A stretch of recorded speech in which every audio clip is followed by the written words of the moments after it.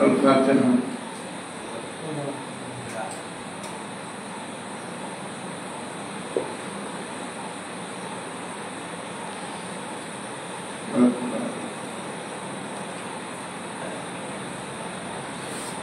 أعوذ بالله من الشيطان الرجيم. بسم الله الرحمن الرحيم. نحمده ونصلي على رسوله الكريم وأهل بيت الطاهرين المعصومين خصوصا على سيدنا الغوث الأعظم. أما بعد أتذكرني مجدود كربلا আজকে সবে আসুর আছে। এটা কিন্তু হুজুর সাল্লাল্লাহু আলাইহি ওয়াসাল্লামের বাড়ির মুসিবত। যেমন আমাদের বাড়িতে কেউ গত হয়ে যায়, চলে যায়, তো সেই বাড়ির মুসিবত থাকে। এটা মনে রাখবেন, আজকে যে দুঃখ আমরা পালন করছি এটা আমাদের নবীর বাড়ির দুঃখ। কোন দরিদ্র শাহাদাত হয়েছিল, তো সেই আলে মুহাম্মদের ঘরানার দুঃখ। হুজুর সাইয়্যিদাতুন নিসাইল আলামিনের বাড়ির দুঃখ, মাওলা আলীর বাড়ির দুঃখ, হাসান মুস্তাফা বাড়ির দুঃখ। এটা যারা এতে শরীক আছেন কিন্তু তারা ভাগ্যবান, যাদেরকে নসিব হয়েছে। এই 9টা দিন কিভাবে চলে গেল একদিন আমরা বুঝতে পারলাম না, সেভাবে মাওলার আজাদারি আমরা করতে পারলাম না, যেটা আমাদেরকে করা উচিত ছিল। আমাদের সেরকম তৌফিক হলো না। মাওলার কাছে আমরা শর্মিন্দা যে যেভাবে এই 9টা দিন আমাদেরকে ওনার গোলাম হিসাবে আজাদারি করা উচিত ছিল, আমরা সেটা করতে পারিনি। তবে আমরা এই একটা দিন যে বাকি থেকেছে এর মধ্যে বেশি থেকে বেশি আজাদারি করবার চেষ্টা করব, এবং আমরা আশা করব যে মাওলা এই গরীবদের সালাম গ্রহণ করবেন, এই গরীবদের আজাদারি গ্রহণ করবেন। আপনার যখনই আজকে উসরু বেড়াচ্ছে সবে আসুর, ইমাম হুসাইনের দুঃখ কষ্ট মনে করবেন যে এটা কেউ রুমাল নিয়ে এসছে জান্নাত থেকে। হুজুর সাইয়্যিদাতুন নিসাইল আলামিন এসছে আজকে এই রুমাল নিয়ে। আর আমাদের এই যে আমাদের পিপাসা আছে, আমরা কে যে যদি আমরা কারবালায় থাকতাম তো কমসে কম নিজেদের আসুর নাজারা হযরত আলী আসগরকে দিতাম। সেই 3 দিন পানি পাননি, ছোট ছোট বাচ্চাদেরকে অশ্রু দিতাম আমরা। আর সেখানে আমাদের পিপাসা মনে করে আমরা হাদিয়া করি নিজের অশ্রু। হযরত সাকিনাকে আমরা হাদিয়া করি এই অশ্রু, ওনাদের দুঃখ কষ্ট মনে করে। এবং আজকে কিন্তু কথা বলছি যে প্রত্যেক আশুরের দিন আমার নবী কিন্তু লক্ষ্য রাখেন নিজের উম্মতের উপরে যে আমার উম্মতের মধ্যে কে কে আছে আমার হুসাইনের জন্য কাঁদছে, কে কে আছে যে আজকে আশুরা রাত্রে এক ফোঁটা অশ্রু হুসাইনের জন্য ফেলছে, কে কে আছে হুসাইনের সেই বাচ্চাদের জন্য কাঁদছে যারা 3 দিন পানি পায়নি। এই দিনের মুহাফিজত করতে গিয়েছিলেন ইমাম হুসাইন আলাইহিস সালাম। ওনার কোন ব্যক্তিগত স্বার্থ ছিল না, উনি তো তাদের জন্য যাননি, উনি কোন দুনিয়ার কোন লালচে যাননি, সেখানে দুনিয়ার কোন ক্ষমতা অর্জন করতে যাননি এবং কোন সম্পত্তির লোভে যাননি। উনি যদি গিয়েছিলেন ইয়াজিদের বিরোধিতা করেছিলেন, তো এই লা ইলাহা ইল্লাল্লাহ মুহাম্মাদুর রাসূলুল্লাহকে বাঁচাবার জন্য, এই কালেমাকে বাঁচাবার জন্য গিয়েছিলেন। 1,24,000 পয়গম্বর যে দিন এনেছিলেন, আজকে ওনারা সকল তাকিয়েছিলেন যে আমাদের যে খিদমত আছে, আমরা এই 1,24,000 পয়গম্বররা যে দিন এনেছিলেন এত কষ্ট করে, বিভিন্ন সময় ওনারা এসেছিলেন, সব তাকিয়েছিলেন যে আজকে হুসাইনের উপরে আছে, যে এর তাহাফুজ কিয়ামত পর্যন্ত কিভাবে হুসাইন করে। এবং সেখানে ইমাম হুসাইন আলাইহিস সালাম সেই হযরতে আদমের দিন বাঁচাচ্ছিলেন, হযরতে নূহের দিন বাঁচাচ্ছিলেন, হযরতে ঈসার দিন বাঁচাচ্ছিলেন, সব নবীর দিন বাঁচাচ্ছিলেন, নিজের নানার দিন বাঁচাচ্ছিলেন। প্রথম থেকে হযরত আদম থেকে নিয়ে হযরত মুহাম্মদ পর্যন্ত একই দিন ছিল। বিভিন্ন সময় নবীরা এসেছেন, কিন্তু আল্লাহ দূত সেই পেগাম নিয়ে এসেছেন। আজকে কিন্তু এক ব্যক্তির উপরে এতদিনের খিদমত, এই যে 1,24,000 পেগম্বরের তারা তাকিয়ে আছেন এক ব্যক্তির উপরে, হুসাইনের উপরে, যে উনি যদি নিজের রক্ত দিয়ে এই দিনকে তাহাফুজ করেন তো এই দিন বাঁচবে কিয়ামত পর্যন্ত। তো কত গুরুত্বপূর্ণ এই রাত, আশুরা রাত, যে হুসাইন আপনার নিজের রক্ত দিয়ে তাহাফুজ করেছেন। আমি এনেছি অনেক জায়গায় যাচ্ছে, বিশেষ করে আপনারা এই যে মাজমা আছে, এখানে আমাদের আহলে সুন্নাত ওয়াল জামাতের মাজমা আছে। আমি একজন কাদেরী আহলে তরিকতের বক্তা, এবং আমরা ইমাম হুসাইন, আমাদের খুব সৌভাগ্য যে আমরা ইমাম হুসাইন আলাইহিস সালামের আপনার ওনাকে মনে করি, ওনার আজাদারি করি। মাত্র এমন অবস্থা আজকের দিনেও বলতে হচ্ছে যে আশুরার দিন আজকে মানুষ সাধারণ জীবনযাপন করছে, অনেক জায়গায় চলে যান আপনি, কোনো ফার্ক নাই। আজকে কেউ কালকে সকালে ঘুরতে যাচ্ছে বাচ্চাদেরকে নিয়ে, কেউ সাধারণ নতুন কাপড় পরছে, কেউ ভালো খাচ্ছে, একবারে ইমাম হুসাইন আলাইহিস সালামকে মনে করে না। তাদের বিবেককে আমি একবার প্রশ্ন করি যে এই যে এত কষ্ট করে উনি এই দিনে তাহাফুজ করলেন, উনি চিন্তা করলেন না যে আমার 6 মাসের শিশুর কি হবে, চিন্তা করলেন না আমার আলী আকবরের কি হবে, আমার কি হবে। 3 দিন এরা পানি পায়নি, কিন্তু এই দিনকে তাহাফুজ করলেন। সেই দিনের থেকে আমরা রোজা রাখি, নামাজ পড়ি, আমরা যাকাত দিই, সব করি, কিন্তু যে এই যার জন্য এই দিনটা আমাদের কাছে পৌঁছেছে, যে রক্ষা করেছেন, তাকে আমরা এই আফসোস যে আজকের দিনও মনে করি না, এক মুহূর্তের জন্য মনে করি না।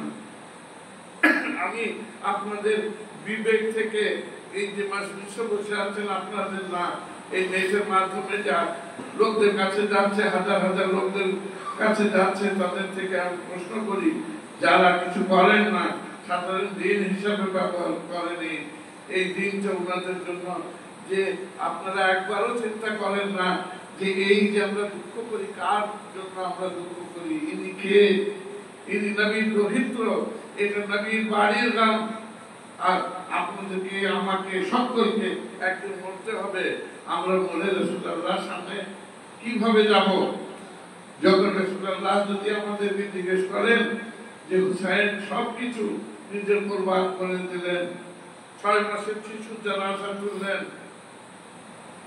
নিজের ভাইপোর জানাজা তুললেন, নিজের 18 বছরের ছেলে আলী আকবরের জানাজা তুললেন, নিজে এত কষ্ট সহ্য করলেন, 3 দিন পিপাসিত ছিল, পুরো ওনার খায়মা, ছোট ছোট বাচ্চারা আল্লাহ তাআলা করতে, একটু পানি ছিল না।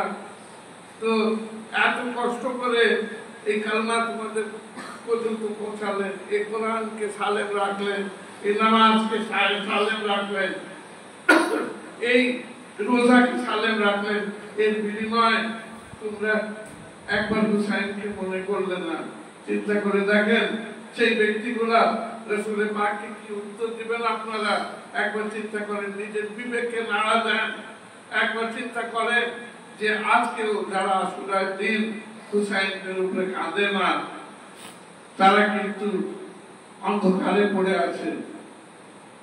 সুফি বুজুর্গ আমার দাদা হুজুর হযরত সৈয়দ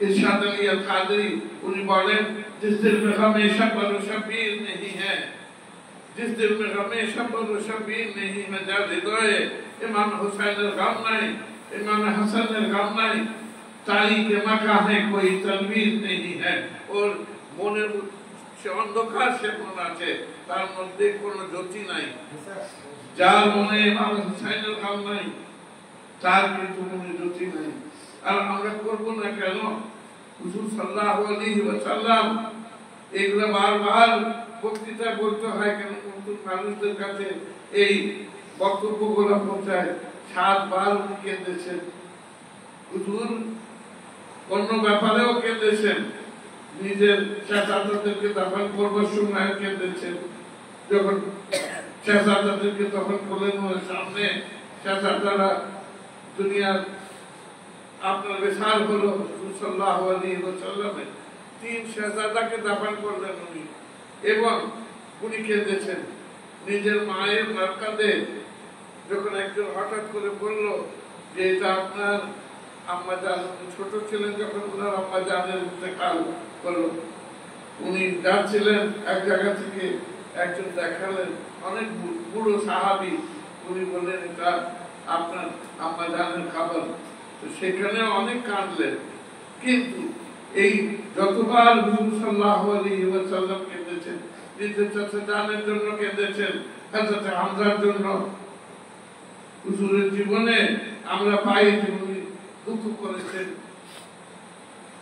কেউ দুনিয়া থেকে চলে গেছে তার জন্য উনি কেঁদেছেন রোদন করেছেন তো এটা কিন্তু রাসূলের সুন্নাত আছে ওনার জীবনে আমরা পাই অনেকে বলে 3 দিন থেকে বেশি কাজ করা যায় না হুজুর সাল্লাল্লাহু আলাইহি ওয়াসাল্লাম এইগুলা ফতোয়াগুলা আপনারা শুনেন যে 3 দিন থেকে বেশি কাজ করতে নাই তো অনেক পুরানো ঘটনা কিন্তু আমরা দেখি যে হুজুর সাল্লাল্লাহু আলাইহি ওয়াসাল্লাম যখন হযরত আবু তালেব এবং হযরত খাদিজাতুল কুবরা ওনার আহলিয়া যখন মা খাদিজাতুল কুবরা যখন দুনিয়া থেকে যান সেই বছর কেউ উনি আমন হুজুন বলেছেন মানে পুরো বছর কেউ উনি বলেছেন যে দুঃখের বছর তো এই 3 দিনের অবান্তর কথাবার্তা এগুলো সব কিন্তু ইমাম হোসেনের গাম করবে না এর জন্য এই ফতোয়াগুলো এরা দেয় হুজুরের জীবনে দেখি উনি বলছেন যে এই পুরো বছরটা হচ্ছে দুঃখের বছর আমল হুজুর এবং এরা বলছে যে 3 দিন থেকে এরা এদের উম্মত আমরা না আমরা হচ্ছে হুজুর সাল্লাল্লাহু আলাইহি ওয়াসাল্লাম এই বুঝে আলী মনে নিয়ে আহলে বাইত থেকে বুঝলি এই সব ফতোয়াগুলো দেয় তো সেখানে উনি 7 বার কেঁদেছেন এবং আমি যে বলছিলাম যে নিজের শাহাদাতকে দাফন করে কেঁদেছেন নিজের আহলিয়ার জানাজায় কেঁদেছেন হুজুর সাল্লাল্লাহু আলাইহি ওয়াসাল্লাম হযরত হামজা জানাজায় কেঁদেছেন উনি নিজের চাচাদের জন্য উনি নিজের মায়ের কবর দেখে কেঁদেছেন কিন্তু এই 7 বার যে কেঁদেছেন এই ধরনের কান্না কিন্তু কোনো সময় কেউ দেখেনি রাসূলের পাককে কাঁদতে যখন জিবরিল আমিন সেই মাটি কারবালার এনে দেন হুজুর সাল্লাল্লাহু আলাইহি ওয়াসাল্লামকে যে আপনার হুসাইন আপনি একে দিয়ে আদর করছেন একদিন কারবালায় আল্লাহ পাক আপনাকে পাঠিয়েছেন আমাকে বলবার জন্য বা খবর করবার জন্য যে একদিন এই আপনার হুসাইন কারবালায় শহীদ হবে চারিপাশ থেকে তাকে ঘিরে নিয়ে যাবে ছোট ছোট বাচ্চাদেরকে শহীদ করা যাবে এবং সব থেকে যেটা দুঃখজনক 3 দিন হুসাইনকে কোনো আহার পাবে না উনি কোন ছোট ছোট বাচ্চারা 3 দিন পানি পাবে না এবং হুসাইন যখন ওনার শাহাদাত হয়ে যাবে ওর পরে ওনাকে দাফন কাফন করবার থাকবে না কেউ হুসাইনের লাশা কারবালায় সেইভাবে পড়ে থাকবে একমাত্র সেই মরুভূমি থেকে তুলে কেউ মাটি কিংবা বালি হুসাইনের দেহতে দিবার থাকবে না সেইভাবে পড়ে থাকবে ইমাম হুসাইন এর এই অবস্থা কারবালায় হবে শুনে হুজুর যেভাবে কেঁদেছিলেন হযরত উম্মে সালমা বলছেন যে আমি দেখছিলাম যে হুসাইনকে নিয়ে উনি আদর করছিলেন খুশি ছিলেন যেটা নানারা করেন নাতিকে নিয়ে কিন্তু আমি যখন কিছুক্ষণ পরে ঢুকলাম দেখলাম যে কালো কামলি পুরো ভিজে গেছে অশ্রু থেকে আমি ভাবলাম কেউ পানি ঢেলে দিয়েছে ওনার গায়ে কালো কামিজ যেটা হুজুর সাল্লাল্লাহু আলাইহি ওয়াসাল্লাম পরে থাকতেন এবং হুসাইনের পুরো জামা কাপড় সব ভিজে গেছে। আমি हैरान হয়ে গেলাম, ইয়া আল্লাহ কি হলো। দেখলাম যে হুজুর কাঁদছেন, বলে এত বেশি কাঁদছেন কেন? জিজ্ঞেস করলাম যে এইভাবে আপনি হুসাইনকে নিয়ে তো খুশি হচ্ছিলেন, এইভাবে আপনি কাঁদছেন। তো বললেন উম্মে সালমা, যা কাহিনী আমাকে জিবরিল শুনিয়েছেন সেটা যদি আমি তোমাকে শোনাই তুমি আর এইভাবে কাঁদবে যে আমার হুসাইন একলা থাকবে কারবালায় এবং এই অত্যাচার তার উপরে হবে। এবং সেই মাটিটা হযরত উম্মে সালমাকে দিলেন যে তুমি রাখো, তুমি জীবিত থাকবে, মদিনায় থাকবে এবং তুমি যখন দেখবে যে এই মাটিটা লাল হয়ে গেছে ভাববে যে আমার হুসাইন শহীদ হয়ে গেছে। এটা হাদিসের মুস্তালাহ বইয়ে সব বইয়ে আছে। হযরত উম্মে সালমার এই ঘটনাটা হুজুর সাল্লাল্লাহু আলাইহি ওয়াসাল্লাম যে 7 বার কেঁদেছেন। আমি জানি না এই বড় বড় মুহাদ্দিসরা যে হাদিস পড়ে এরা আর এইসব নিজেকে এত বড় বড় টাইটেল আর এইসব লাগায়, কিন্তু তারা এইসব হাদিসগুলো কিভাবে চোখে পড়ে না। এরা কি আঙুল দিয়ে আপনার হাদিস পড়ে আমার জানা নেই, কিন্তু পরিষ্কার আছে যে বারবার হাদিসে বই এসেছে যে হুসাইনের জন্য রাসূলুল্লাহ কেঁদেছেন এবং মাটি পর্যন্ত কারবালা দিয়েছেন হযরত উম্মে সালমা। যত ফিরকার আপনাদেরা আছে তারা মানে এই হাদিসের সম্বন্ধে যখন জিজ্ঞেস করা হয়, আসলে এই একজন অন্যদিকে আমি যাচ্ছি আজকে আপনার মাসায়েবের দিন, কিন্তু বলা উচিত একজন বাংলাদেশে বড় আলেম উনি বলছিলেন যে মাদ্রাসায় যখন পড়তাম তো যখনই গাজীর খুমের হাদিস আসতো তখনই সঙ্গে সঙ্গে বলতেন আমার উস্তাদ পাতাটাকে পাঠিয়ে দাও। আমি বুঝতাম না যে মানে কি। তো আমি এখন প্রশ্ন করলাম যে প্রশ্ন এইটাকে পাঠিয়ে দিচ্ছেন কেন? সব হাদিস পড়ানো হচ্ছে, এটা কি মুস্তানাদ হাদিস না, এটা কি মুতাওয়াতির হাদিস না, এটা কি যায়িফ হাদিস বলে না, রাসূলের বাণী মুতাওয়াতির হাদিস। কিন্তু এই পাতাটা কেন আমাদেরকে পড়াচ্ছেন না? আমি বুঝতাম না, ছোট ছিলাম। এইভাবে যখন বড় হলাম এই গাজীর খুমের হাদিস থেকে আমি ঈমান পেয়ে গেলাম।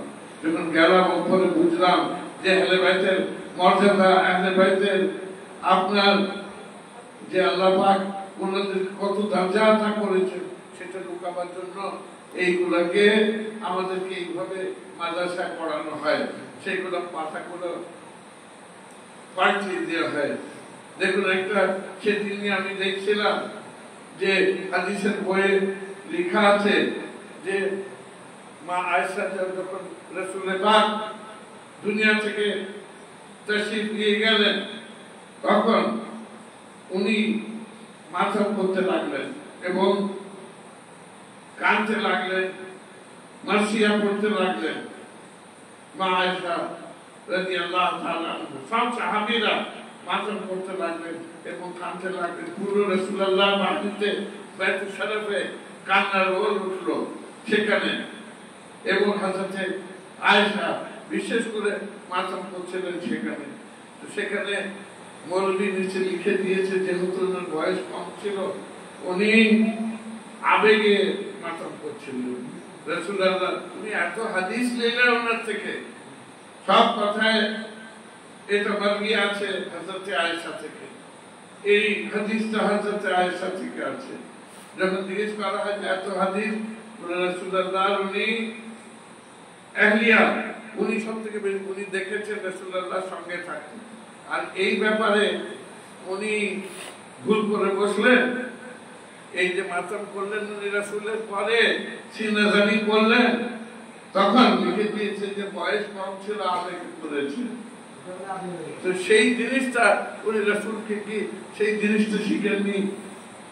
আসলে উনি রাসূলকে নিজে দেখেছেন যে উনি হযরত হামজার বাড়িতে এইগুলোতে তোমরা এইসব কথা আমি বলছি একটু তাবলীগের জন্য, কেন এইসব বার্তা যাচ্ছে নতুন লোকের কাছেও যাচ্ছে, যাদেরকে উল্টো পুল্টো বুঝিয়ে আহলে বাইতের থেকে দূরে রাখা হয়, মাতাম থেকে দূরে রাখা হয়, মজলিস থেকে দূরে রাখা হয়, মার্সিয়া থেকে দূরে রাখা হয়, গমে হুসাইন থেকে দূরে রাখা হয়। তাদের কাছে সত্য কোনো সময় প্রকাশ হয় না। যে একবার একটু সত্য পেয়ে যায় সে ঘুরে যায়। আমরা এই মাহফিলে এইখানে কিন্তু এখন কেউ আহলে ভাষা নাই, আমরা সব আহলে সুন্নাত এইখানে বসে আছি। আর এটা আহলে সুন্নাতের মাহফিল হচ্ছে, আর এখানে আমরা এখানে যেখানে হুসাইন করছি, আর এটা আমরা খালি করছি না, আমাদের পূর্বপুরুষরা করেছেন। যত সিলসিলাপন্থী তারা কিন্তু এই মাজার করেছে। একটা জিনিস বলে দেওয়া হয়, কালো কাপড় পরে না শিয়ারা পরে, রাবজিরা পরে, মাতম করে না ওরা করে, সব জিনিস আপনার যা লাগাবে হুসাইন থেকে জড়িত। আলাম ভার করো না, আলাম লাগাবে না, শিয়া আছে। কেউ যদি নিজের বাড়িতে একটা আলামে হুসাইন লাগিয়ে দিল, সঙ্গে সঙ্গে তার উপরে স্ট্যাম্প লেগে যাবে সে রাবজি। কিন্তু এই আলামটা কার? এটা তো আলামে রাসূল আছে, যেটা খায়বারে মওলায়ে কায়নাতকে দিয়েছিলেন। একজন খুব সুন্দর বলেছেন যে আজকে যে যদি এই আলামটা মওলা আলীকে না দিয়ে অন্য কোন সাহাবীকে দিতেন রাসূলুল্লাহ, তো প্রত্যেকটা মুসলমানের বাড়িতে আলাম লাগানো থাকতো। কিন্তু যেহেতু এটা মওলায়ে কায়নাত হযরত আলী মুর্তজা থেকে দিয়েছেন, তাই তারা কিন্তু আলাম থেকে বলছে। উনি বলছেন যে এটা আলাম থেকে না, আলামদার থেকে পৌঁছাচ্ছে, মওলায়ে কায়নাত থেকে মনে বিদ্বেষ আছে। আর এটা এই যে জিনিসটা হয়েছে ভাই, এটা কোনো নতুন জিনিস না। আপনি যদি ইসলামী ইতিহাস পড়েন দেখবেন যে 90 বছর পর্যন্ত এই মেম্বারে বসে মওলায়ে কায়নাতকে অশ্লীল গালাগালি করা হতো, আহলে বায়াতকে গালাগালি করা হতো। সেইভাবে যুগে যুগে সেগুলো আমাদের মনে ভরে দেওয়া হয়েছে। এইসব বলে আমাদের মনে এমন ঢুকিয়ে দেওয়া হয়েছে যে হুসাইনের নাম নিলেই আপনার রাজি, হুসাইনের নাম নিলে কুফরে ফতোয়া। এমন একটা মুরব্বি লিখছে, আপনার দেখুন বিদ্বেষ কোন জায়গায় চলে যায়। আজকে সবে আসুন, কিন্তু বলতে হচ্ছে যে সে বলতে বলতে লিখছে একটা বইয়ে যে এরকম পানি খাওয়ানো স্বভাব। রাসূল পাক বলেছেন যে কোনো মানুষকে যদি পানি খাওয়ানো এটা উত্তম স্বভাব, মানুষকে পানি আহার খাওয়ানো, কোন পেশাকে বিশেষ করে। আরো বলছে যে এটা স্বভাব, কিন্তু হুসাইনের নামে খাওয়ানো মামলুক। ইমাম হুসাইনের পিপাসাকে মনে করে চিন্তা করে দেখেন যে কত বড় কামবাখতি, যে ইমাম হুসাইন কি করতে গিয়েছিলেন? কোন অন্য ধর্ম বাঁচাতে গিয়েছিলেন? কোন অন্য কালমা বাঁচাতে গিয়েছিলেন? কোন অন্য বই বাঁচাতে গিয়েছিলেন? এ তো কোরআন তাহফুজের জন্য গিয়েছিলেন। কিন্তু বলছে যে এইরকম পানি খাওয়া স্বভাব। কিন্তু যদি হুসাইনের নাম চলে আসতো সেখানে সেটা মামলুক হয়ে যাবে, না জায়েজ হয়ে যাবে। হুসাইনের নাম দিয়ে পানি খাওয়ানো যাবে না। এটা এই ধরনের বুকস আপনার আহলে বাইত থেকে রাখে, এবং এরা যে বাসায় এসে কিভাবে যে চিন্তা করে আমি কিছু বুঝি না। এই ধরনের বুকস রেখে মওলায়ে কায়নাত থেকে, কেন হুজুর সাল্লাল্লাহু আলাইহি ওয়াসাল্লামের এর আগেও বলেছি আপনাদেরকে কিছু কিছু জিনিস বারবার বলছি, কিন্তু এটা যাওয়া দরকার নেই, মানুষের কাছে পৌঁছানো দরকার। মানুষ কিন্তু গুমরাহির মধ্যে আছে। মৌলবীরা, এই মোল্লারা অন্ধকারে রেখেছে, আলে মুহাম্মদ থেকে দূর সাধারণ মানুষকে রেখেছে। যদি সত্য প্রকাশ হয়ে যায়, মহব্বতে আহলে বাইত ঢুকে যাবে মনে।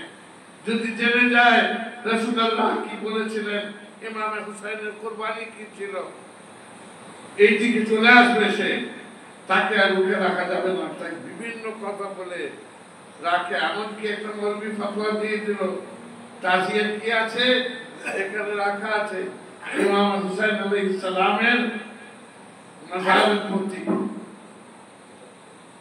যারা কারবালা যেতে পারে না, আমাদের এটা বিশ্বাস, আমরা এখান থেকে সম্মান জানাই, আমরা সালাম জানাই কারবালায় তাজিয়ার মাধ্যমে, কারবালায় ইমাম হুসাইন এর মাজার সেই সালাম আমাদের পৌঁছায় গরিবদের। সবের নসিব হয় না যে তারা কারবালায় যায়, কিন্তু বলছে যদি কারো চোখ পড়ে গেল তার নিকাহ কেটে যাবে। বলছে মুখ ঘুরিয়ে যাও সে দিক দিয়ে, আমি পড়েছি। আর সে কে? গোলামি মৌলবি, যে নিজেকে নজর নিয়াজ করবার কথা বলে, যে গাজী শরীফের নিয়াজ করছে, যে খাজা বাবা নিয়াজ করছে, কিন্তু সে এই ধরনের ফতোয়া দিচ্ছে যখন ইমাম হুসাইন এর আজাদানির ব্যাপার আসবে। একটা কথা বলেলি যে মুহররমে চাঁদ আসলে কিন্তু গোলাপি আর ওয়াহাবি আর যত আছে সব এক হয়ে যায়, সবের মুখ থেকে একই বাণী এদের বেড়ায়। অন্য অন্য সময় যেমনি রবিউল আউয়ালের চাঁদ বেড়াবে, রাসূলুল্লাহ নিয়ে আসলে তখন এক অন্য উপরে ফতোয়া দেবে, আলাদা হয়ে যাবে। তখন মদিনা শরীফের ছবি তৈরি করে জুলুস বার করবে। জিজ্ঞেস করা হয়, যদি নানার তুমি মাজারের ছবি দিয়ে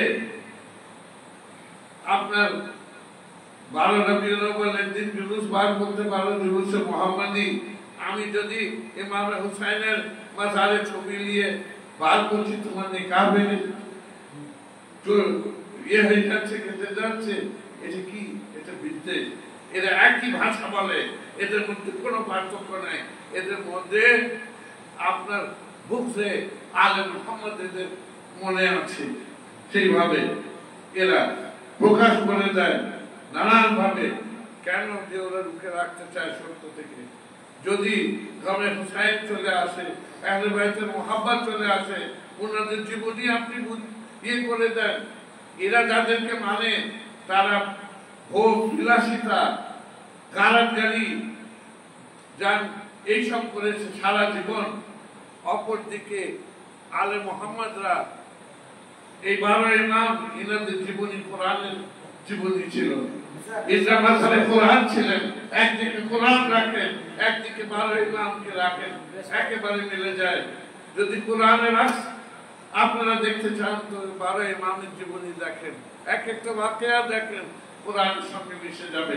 আর অপরদিকে ভোগ বিলাসিতা, এদের যে যত রকমের খাবিসদেরকে, যাদেরকে এরা সাহাবী বলে, এদেরকে এই মুআবিয়া ইবনে আবু সুফিয়ান তার নাম মোবারক শহীদ করলো রাসূল পাকের। হিন্দা মুআবিয়ার মা, সে কলজা চিবিয়ে খেতে গেছিল, একটা জানাজা থেকে কেটে।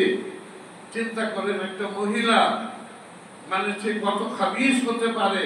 তখনই হযরতে হামজার জানাজা পড়ে আছে, কলজা বার করে চিবিয়ে খেতে গেছিল, কিন্তু এত শক্ত করে দিয়েছিলেন আল্লাহ পাক যে সে জাহান্নামীর পেটে যায় ফেলে দিল। যখন সে খেতে পারল না, তখন ওনার কলজা কান কেটে দিল, নাক কেটে দিল জানাজা পাক থেকে। হযরত হামজা রাসূল পাকের কাছে যান, ওনার কেটে হাড় করে গলায় পড়েছিল, আর আজকে সেও সাহাবিয়া এদের লিস্ট দেখুন। মুআবিয়া ইবনে আবু সুফিয়ান ভোগ বিলাসিতার মধ্যে থাকলো, যে রাজত্ব আর ভাঙলো ইসলামের মধ্যে, যে কারবালার জন্য সব থেকে বেশি দায়ী। ইয়াজিদ তো একটা মাতাল, ওর জন্য সম্ভব ছিল না যে সে কারবালা এত সৈন্য একসঙ্গে করত। এর পিছনে মুআবিয়া ইবনে আবু সুফিয়ান আছে, এবং এক একজনকে জোর করে ইয়াজিদের বায়াত করিয়েছে, জেনে শুনে যে একটা মাতাল, একটা চরিত্রহীন তার ছেলে, কিন্তু সে জোর করে তাদের ইয়ে করেছে এবং বায়াত করিয়েছে। ইমাম হুসাইনকে এসে বলছে, এটা বুখারীতে লেখা আছে, যে ইমাম হুসাইনকে এসে বলছে যে তোমার ওই যে বুড়ো উঠতে যে অবস্থা হয় সেই অবস্থা হয়ে গেছে, নেহাল করতে হবে, এছাড়া তুমি আর কোনো কাজ তোমার নেই। বেয়াদবির ভাষা দেখুন, কার জন্য বলছে? নওয়াসাই রাসূলের জন্য। মুআবিয়া ইবনে আবু সুফিয়ান যখন মাওলা আলীর শাহাদাতের খবর গেল ওর দরবারে, সে জাসান আরম্ভ করে দিল, চারিপাশে চিরাঘাত করলো। এই লাইট ছিল না তখন, মশাল দিয়ে খুশি খুশি করলো যে মাওলা আলী শাহাদাত হয়ে গেছে। ইমাম হাসানের যখন সে সংবাদ পেল, তার মধ্যে জড়িত ছিল এই শাহাদাতের মধ্যে, যখন সে সংবাদ পেল যে ওনার শাহাদাত হয়ে গেছে, তখন একজন শুনে, যখনই একজন এসে বলল যে ইমাম হাসানের শাহাদাত হয়েছে নওয়াসাই রাসূলের, আপনি শুনেছেন?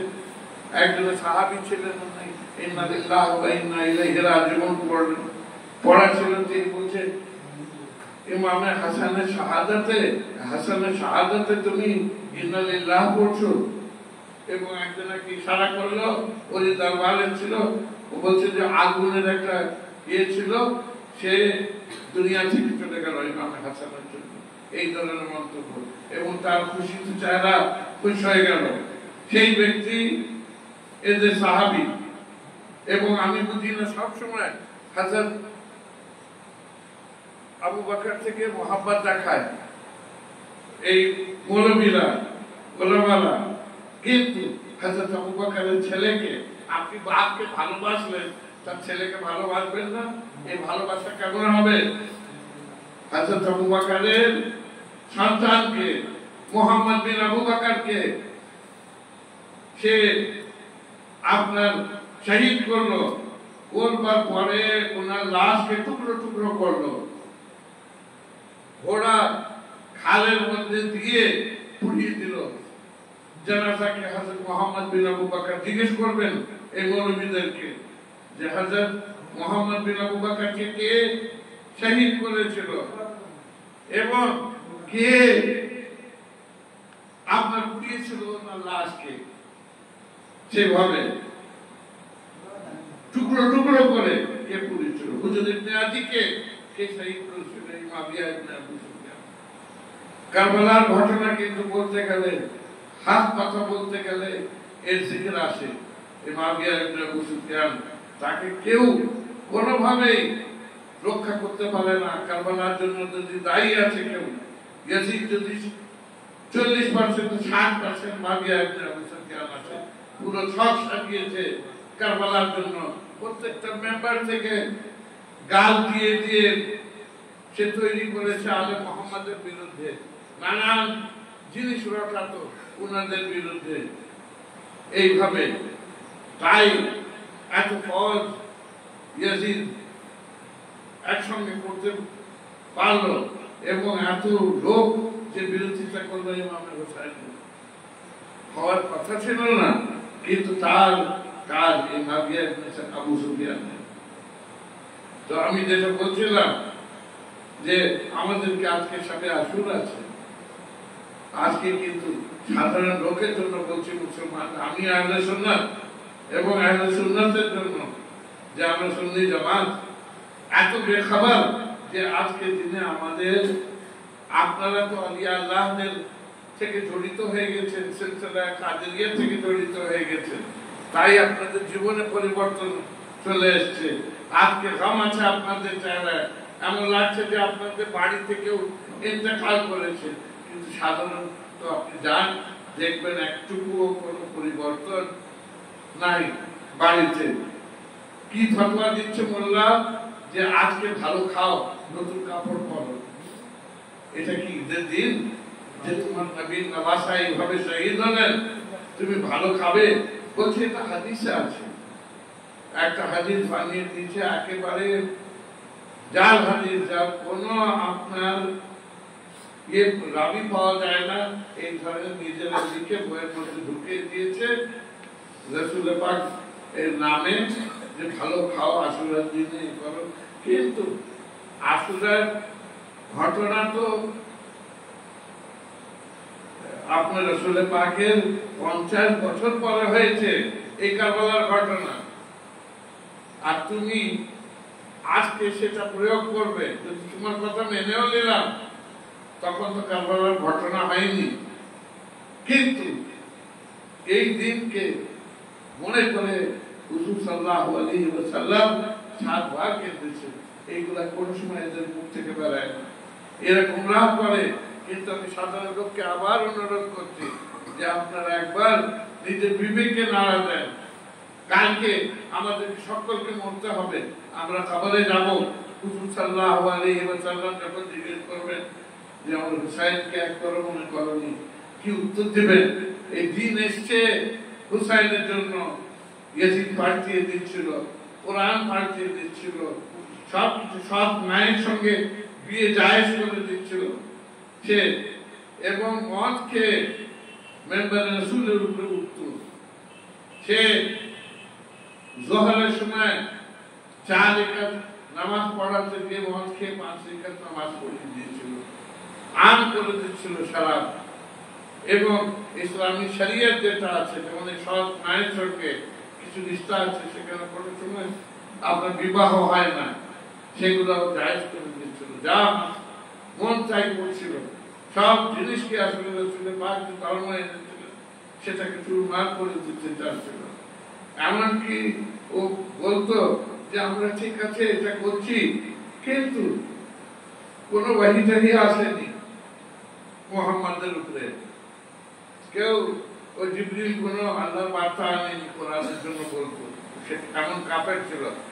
তাই ওর উপরে এমনকি একমাত্র এত খারাপ যুগ যে ইয়াজিদ পর্যন্তকে আপনার বিশেষ করে পাকিস্তানে বেশ কিছু আছে যে ইয়াজিদের প্রশংসা করে, বলে যে সেই আমাদের এতেও আছে সমাজে কিছু কিছু যে এটা তো শিবির করেছিল, ইয়াজিদ জানতো না, ইয়াজিদ জানতো না, প্রত্যেকটা খবর তার কাছে পৌঁছাচ্ছিল।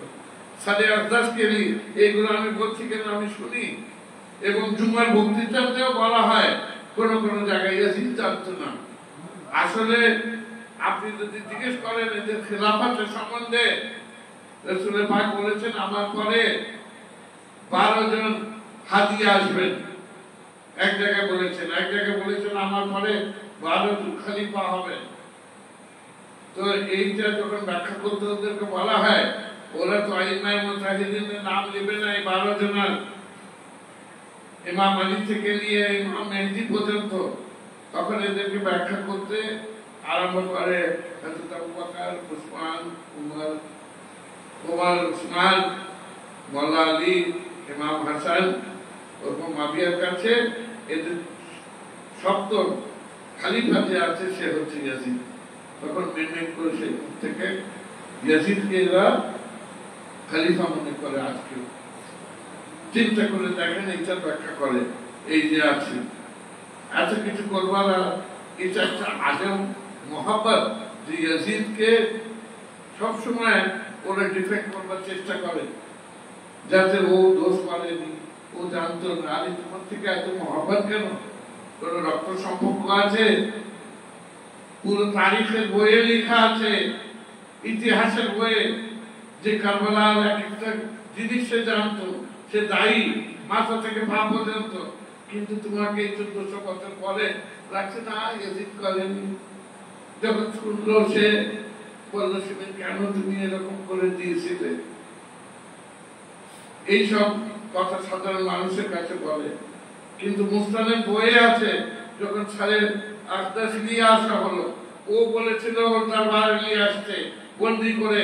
তাই ইমাম জাইনুল আবেদিন এবং সৈয়দা জাইনাব সালামুল্লাহ আলাইহা ইনাদেরকে এইভাবে এরা কষ্ট দিয়ে কারবালা থেকে নিয়ে গেল শামে।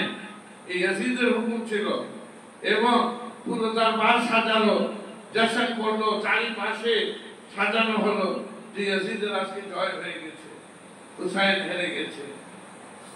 ওর পরে সে যখন বললো যে নিয়ে আসো, পুরো দরবারকে দেখাবো, কি ছিল জানেন? সে তাকতে 18 বানি হাসানের কাঠা মস্তক ছিল সেখানে, ওনাদের ইমাম হুসাইনের এবং অন্যান্য বানি হাসানের রাসূলের পাকের ওয়ালাদের একটা ছড়ি নিয়ে বিয়াদবি করছিল ইমাম হুসাইনের মুখে।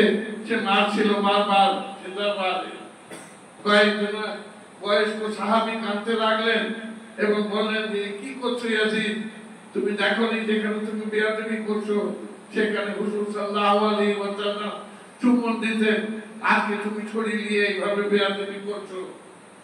ওর পরে সেখানে সে একটা কবিতা লিখল, সে সঙ্গে সঙ্গে আরবিতে বলল যে দেখো মুহাম্মদ আজকে কি হয়েছে, আজকে বাজারে যুদ্ধ বদলা নিয়েছি আমি, আমার পূর্বপুরুষরা বাজারে তুমি তাদেরকে মেরেছিলে, বলছে না যে হুসাইন তোমার থেকে বদলা নিয়েছি।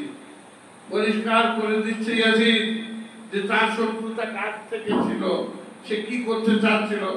বলছে মুহাম্মদ তুমি বাজারে আমাদের পূর্বপুরুষদেরকে মেরেছিলে, আজকে দেখো আজকে বাজারের বদলা নিয়েছি, আজকে তোমার দরিদ্রর কি অবস্থা করেছি।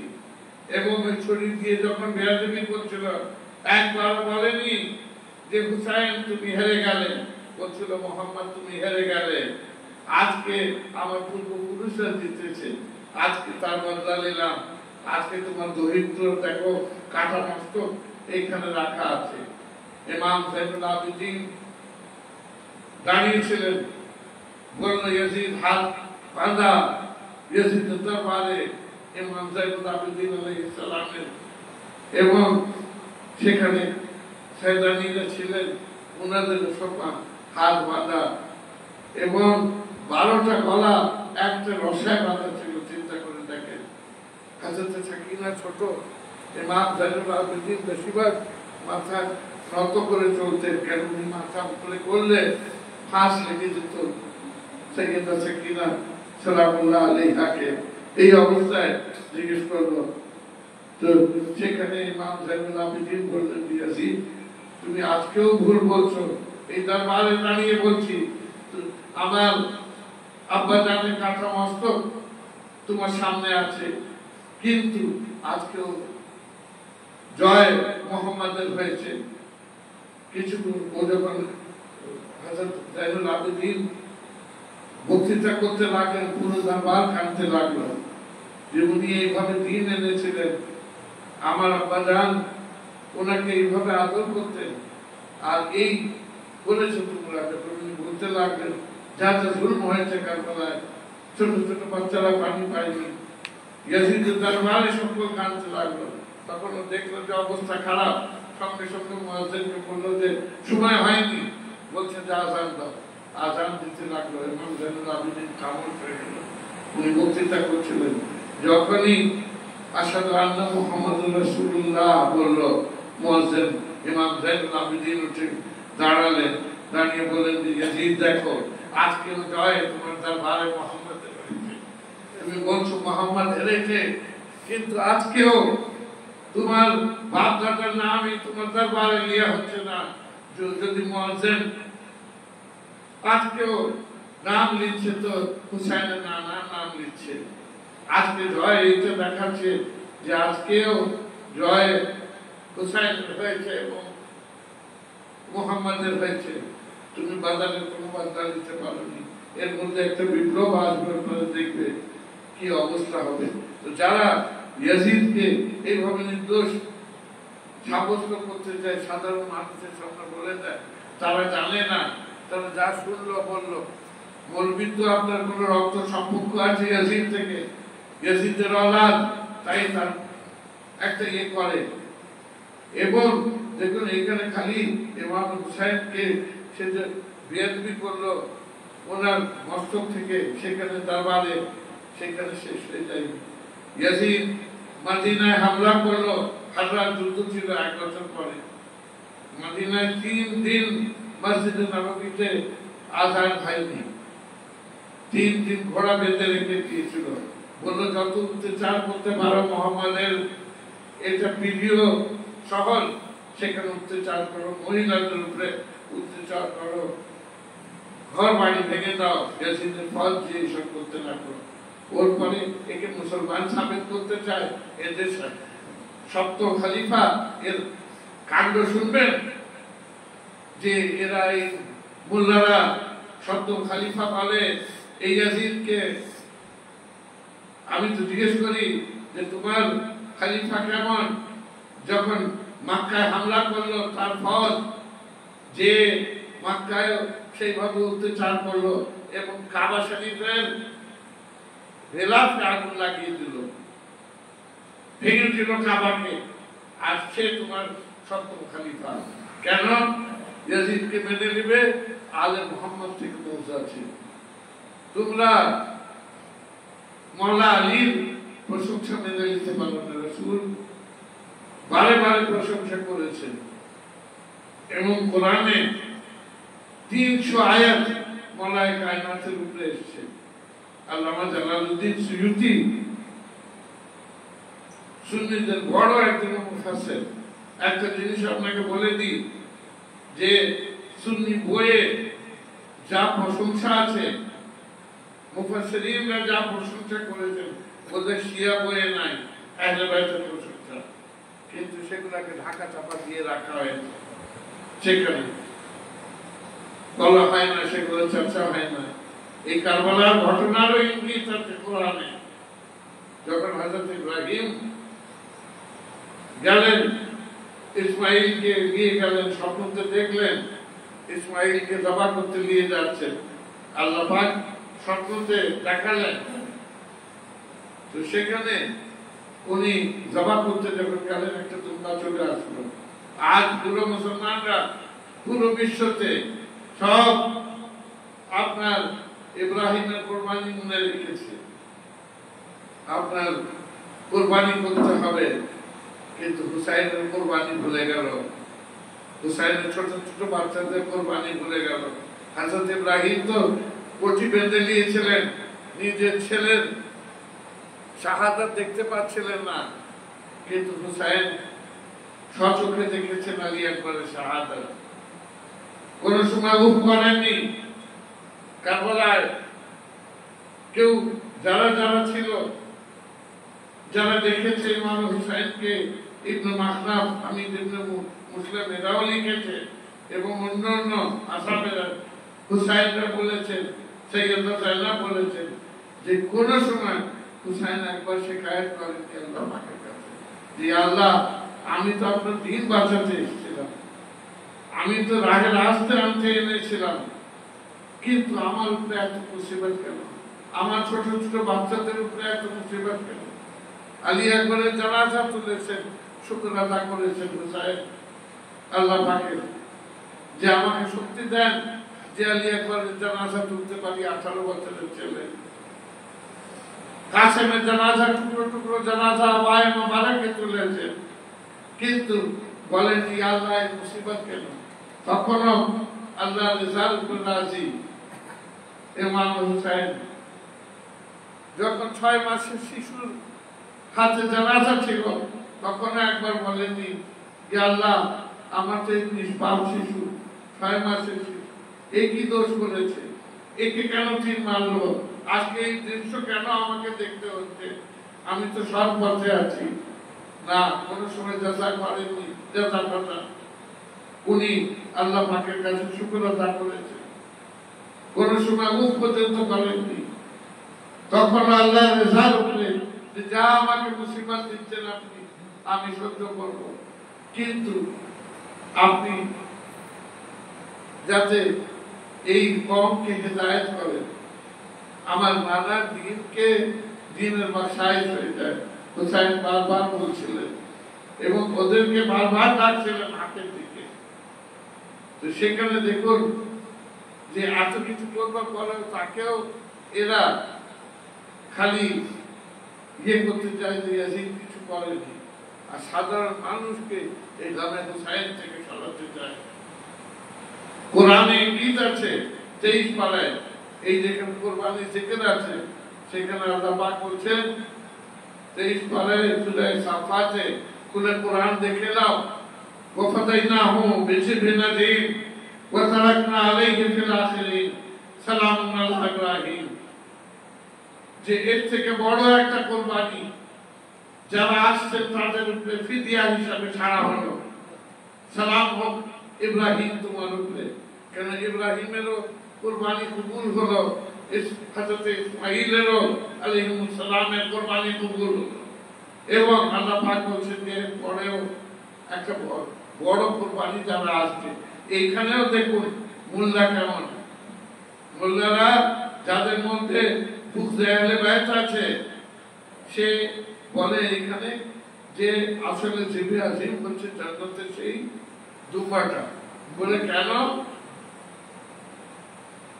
আপনার মানুষ হচ্ছে আশরাফুল মাখলুকাত আল্লাহ পাক বলেছেন যে মানুষের উপরে জন্তু হতে পারে উত্তম হচ্ছে মানুষ যে আল্লাহ পাক বানিয়েছেন সৃষ্টি আর জন্তু হচ্ছে কোন সময় সে জান্নাতের হোক এখানকার হোক হতে পারে না বলছে যে জিবরি আজিম কেন ছিল যে জান্নাতে অনেক পাতা খেত অনেক মোটা ছিল ওই জন্য কোন হিসাবে সে হুসাইনকে দেখতে পাচ্ছে না এরপরে কোন কোরবানি হয়নি এই ধরনের হযরত ইসমাঈল হযরত ইব্রাহিম হযরত ইসমাঈলের সেই কোরবানি নিজের ছেলের যে গলায় ছুরি চালাতে যাচ্ছিলেন ওর পরে কোন ঘটনা এই ধরনের আসেনি তাই আল্লাহ পাক বলেন এটা জিবরি আজিম আছে কোরআনের ভাষা বড় কোরবানি কোরআন বলছে 23 পারায় যারা আসছেন তাদের উপরে ছাড়লাম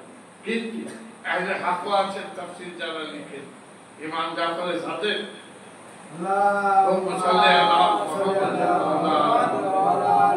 মুহাম্মাদ আলাইহিস সালাম উনি লিখেছেন যে এটা সরাসরি ইঙ্গিত আছে ইমাম হুসাইনের কুরবানির দিকে 23 পারায় জিবরি আজিম অন্যান্য যত আলিয়া আল্লাহরা আছে ওনারা লিখেছেন জিবরি আজিম আপনার আছে ইমাম হুসাইনের কুরবানির দিকে ইঙ্গিত আছে এবার দেখুন কিভাবে পাল্টায় এই বলে আমি আজকে আশুরা রাত আল্লাহ পাককে আমাদেরকে তৌফিক দেন যে আমরা আজকে সারা রাত জেগে থাকতে পারি আমাদের বাড়িতে যখন কোনো মাইয়াত হয় আমাদের আমরা ঘুমাই না এই রাত আমি যতদিন বেঁচে আছি আমাদের মনে আছে একটু বড় হলাম কোন সময় আমার ঘুম আসে না আশুরা রাতে কোন সময় আত্মীয় স্বজন মারা গেছে ওদের 1-2 ঘন্টা ঘুমিয়েও নিয়েছি কিন্তু এই আশুরা রাতে যখন মারার মুসিবত মনে আসে কোন সময় চোখে ঘুম আসে না এই এমন রাত হতো মুসিবতের রাত তো যা হোক সেখানে এই জিবরি আজিমের জন্য আল্লামা ইউসুফ আলী একজন বড় মুফাসসির উনি লিখেছেন যে এটা ইমাম হুসাইনের কুরবানির দিকে ইঙ্গিত জিবরি আজিম সম্বন্ধে এখন এটা 1924 যে এডিশন ছাপা হয়েছিল 1924 ওর মধ্যে লেখা আছে এখন যত ছাপছে ওনার বই ওইটাকে কেটে বাদ দিয়ে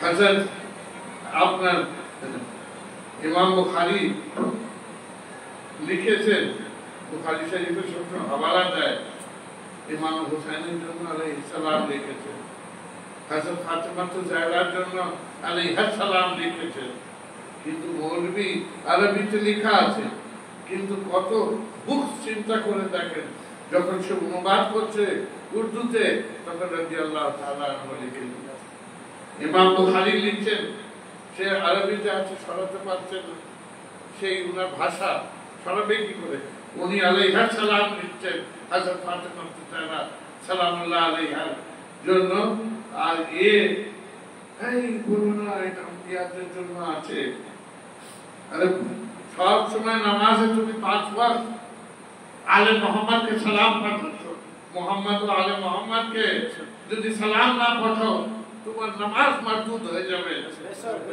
5 বার সালাম পাঠাচ্ছ কিন্তু যদি মুখে বলবে আলাইহিস সালাম সঙ্গে সঙ্গে বলবে না বলবে আল্লাহ তাআলা আনো বলো আল্লাহ পাক ওনাদের থেকে রাজি হয়ে যান আরে তুই কমবখত নিজের যা তোমার আগে পিছে ঠিক নাই তোমার আখেরাতে ঠিক নাই তুমি কোথায় যাবে তা ঠিক নাই তুমি রাজি করাচ্ছ আলে মুহাম্মদকে পঞ্জাবনে পাকে দিল কে এই চারজন ব্যক্তিকে মওলা আলী ইমাম হাসান হুসাইন হুজুর ফাতেমা জাহরা যে আল্লাহ রাজি হয়ে যাক ওনাদের থেকে, আল্লাহ তো রাজি আছে।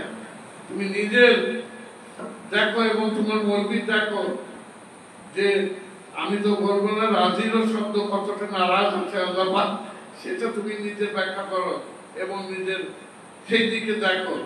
ওনাদেরকে প্রথমে ওনাদের জন্য আল্লাহ পাকে রাজি করবার জন্য এই ধরনের সব সময় যেখানে আলে মোহাম্মদের জিকির হয় সেখানে, এবং এই নেটে যাচ্ছে এর জন্য আরেকটা একটা হাদিস খালি রাসূলুল্লাহ বলে দিই যে উনি বলছেন যে কোন ব্যক্তি যদি আপনার মাকামে ইব্রাহিম থেকে নিয়ে ছোট জায়গা কাবা শরীফের পাশে এবং হাজারে আসওয়াদ যেখানে চুম্বন দেওয়া হয়, সকল যে হাত দিতে পারে না এগুলো দূর থেকে এরকম করলেও আপনার হয়ে যায় চুম্বন দিয়া এবং সেখানে হাত দিয়া। তো সেই ছোট জায়গার মধ্যে সারা বছর রোজা রাখলো, নামাজ পড়লো, যাকাত দিল, সব কিছু করলো, সারা সারা রাত ইবাদত করলো, কায়েমুল লাইল সায়েমুন নাহার হলো, কিন্তু রাসূলুল্লাহ বলছেন যদি মরবার আগে তার মনে যদি বুঝদারি যদি একটুকু থাকে সে কোনো সময় জান্নাতে প্রবেশ করবে। তো এবার কত গুরুত্বপূর্ণ চিন্তা করে দেখেন যে জান্নাতে যাওয়ার জন্য তো ইনাদের মোহাম্মত দরকার, এছাড়া আমাদের নামাজ বেকার, মুখে মারা হবে, ছুড়ে মারা হবে। এই যে বলে যে এইসব করে নামাজ পড়ে না, আমি তো ব্যক্তিগত জীবনে আমি দেখেছি যারা কোনো সময় নামাজের ধারে যায় না, এই 10 দিন মুহররমে তারাও নামাজ পড়তে লাগে, তারাও আল্লাহর কাছে চলে আসে, তারাও কোরআন তিলাওয়াত করতে লেগে যায়। কেন নামে হোসাইন এমন আছে যে ইসলাম থেকে জুড়ে যায়, যে কোরআন থেকে জুড়ে যায়। যারা এই আজাদার আছে তাদেরকে তুমি তাদেরকে নামাজ দেখাচ্ছ, বরঞ্চ একটা মাতাল যে কোনো সময় এসব করে না, কিন্তু যখন যদি আজাদারি সে করে সে তার ওসিলায় সে নামাজ পড়া আরম্ভ করে দেয়। এটা নামে হোসাইনের বরকত আছে। আর কোন সময় হুসাইনের বিরুদ্ধে নামাজকে আনবে না। আজকে যদি নামাজ পেয়েছো তো হুসাইনের জন্য, রোজা পেয়েছো হুসাইনের জন্য, রোজা রাখো, নামাজ পড়ো, এগুলো করো। তুমি পেলে কোথায় থেকে? কে রক্ষা করলো তোমার নামাজকে? কে রক্ষা করলো তোমার এই রোজাকে? কে রক্ষা করলো কোরআনকে? তুমি সেটা দিয়ে সামনে রাখা হয় কি এইটা করো, ওটা করতে হবে না। কিন্তু রাসূল পাক বলছেন যে এদের যত ইবাদত করুক এরা, বলছেন যে, এবং উনি আরো ব্যাখ্যা করে বললেন রাসূল যে একদম কাবার কাছে সারা জীবন ইবাদত করলো, কিন্তু যদি মুজদালি আছে তো যেতে পারবে না। সাধারণ এই মুসলমানদেরকে একটা কথা বলে দিই যে আপনারা একটা জিনিস চিন্তা করেন, মৌলবীরা যাও ফতোয়া দিচ্ছে যে জান্নাতের মালিক কিন্তু কোনো মোল্লা মৌলবী না, যতই বড় দাড়ি হোক, যত বড় মাথায় টুপি হোক, পাগড়ি হোক আর জুব্বা হোক, সে না জান্নাতের সর্দার, সে না মৌলবী নাফসি নাফসি করবে, সে জাহান্নামে যাবে না জান্নাতে যাবে, সে তো তখন ফয়সালা হবে। কিন্তু হুজুর বলে দিয়েছেন আল হাসান ওয়াল হুসাইন সাইয়্যিদা শাবাবে আহলে জান্নাহ, যে আমার হাসান ও হুসাইন জান্নাতের যুবকদের সর্দার। প্রত্যেকজন যুবক হয়ে যাবে, যে যে যাবে জান্নাতে তাদের নেতা হবে হাসান ও হুসাইন। সেই নেতাকে তুমি ভুলে যে জান্নাতের কামনা করছো, মৌলবী তোমাকে জান্নাতে নিয়ে যাবে, এই মোল্লা নিয়ে যাবে জান্নাতে। যার হারাম আর হালালের বেঁচে খাবার ঠিক থাকে না, আপনার ইয়াতীমদের মাল মেরে খায়, যারা যাদের পেট আপনার এই নাজায়েজ জিনিস থেকে ভর্তি, ইয়াতীমের মাল মেরে নিয়ে, ইয়াতীম আপনার এক দুজন ব্যক্তি এখানে বসে আছে, আমি এরকম আঙুল দিয়ে দেখানো ঠিক না, মাদ্রাসা পড়তো, ও যে কাহানি গুলো সব বলতো বলে আমাদের জন্য খাবার আসলো, আমরা কিছুই পেলাম না। যে দিয়ে গেল সে ভাবলো যে আমি তো সব ইয়াতীমদেরকে, ছোট বাচ্চাদেরকে খাইয়ে দিয়ে চলে গেছি, দিয়ে চলে গেল। সে গেল সঙ্গে সঙ্গে ভালো ভালো খাবার করে পার্সেল হয়ে গেল। আর যে সেটকি ভাত আমাদের কিসমতে ছিল সেই হলো। তো এই ছোট ছোট বাচ্চাদের যে মালগুলা পেটে ঢুকছে, এগুলোর উত্তর তো খাবারে দিতে হবে। তার থেকে তুমি করো। এই জান্নাতের যে যারা সরদার আছেন এনাদের বিরুদ্ধে দাঁড়াবার চেষ্টা করো না। তো যা হোক, আমাদের সাধারণ মুসলমানদেরকে চিন্তা করা উচিত যে ইন্দ্রা হচ্ছেন জান্নাতের সরদার হাসান হোসেন, এবং মহিলাদের সরদারকে হযরত ফাতেমা জাহরা। তো ইনাদেরকে ছেড়ে জান্নাতে যাবে কে? প্রবেশ করতে পারে কেউ? এনাদেরকে তো রাজি করতে হবে, এনাদের কামে কাম করতে হবে, দুঃখতে দুঃখ করতে হবে, এবং এনাদের খুশিতে খুশি করতে হবে। এটা তো এছাড়া আর হুজুর বলে দিয়েছেন এই নামাজ বেকার, এই রোজা বেকার, এই ইবাদত বেকার, এই রিয়াসত বেকার যদি বুঝে আলে মুহাম্মদ মনে থাকে। আর হুজুর বলছেন যে একটুকু তিল যেটা থাকে, তিল হয় না এখানে, ওই অতটাও যদি, মানে উনি উদাহরণ দিয়ে বলছেন যে একেবারে কম যদি বিদ্বেষ আহলে বাইত থেকে থাকে, আলী থেকে থাকে, তো সে যেতে পারবে না জান্নাতে। সেখানে হুজুর বলে দিচ্ছেন হযরত মুহাম্মদ সাল্লাল্লাহু আলাইহি ওয়াসাল্লাম। আমরা সাধারণ লোক যে আমাদেরকে একটু চিন্তা করা উচিত যে এই ইমামে হোসেনে আজকে আমরা কালমা ওনার জন্য পেলাম, আমরা কোরআন পেলাম, এই দিন পেলাম, উত্তম দিন। এটা তো ইমাম হোসেনের সাথে। উনি যদি এইভাবে ইয়াজিদের বিরুদ্ধে না দাঁড়াতেন, সেইখানেই 50 বছর পরেই সব শেষ হয়ে যেত। আমাদের এটা কর্তব্য, কিন্তু এখানে শিয়া সুন্নি বরেলি তাবলিগি আসে না। এইখানে একজন মুসলমান হিসাবে আমাদের উপরে ফরজ আছে, আমাদের দায়িত্ব আছে যে আমাদেরকে কিন্তু হুসাইনকে মনে রাখা উচিত।